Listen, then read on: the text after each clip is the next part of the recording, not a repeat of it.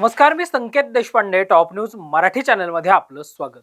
पुणे जिल्ह्यातील इंदापूर तालुक्यातील पौंधरवाडी गावात वाहन चालकाचा ताबा सुटून भीषण अपघात झालाय.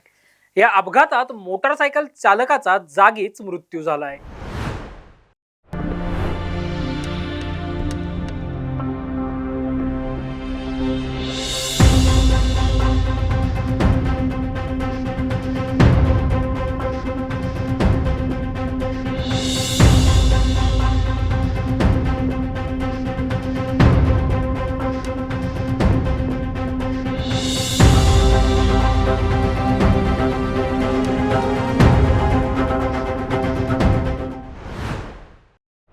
इंदापूर तालुक्यातील पौंधवडीमध्ये हा भीषण अपघात झाला असून मोटारसायकल चालकाचा ताबा सुटून हे वाहन पाठीमागून येणाऱ्या वाहनाला धडकलं आणि यामुळे हा अपघात झाला आहे.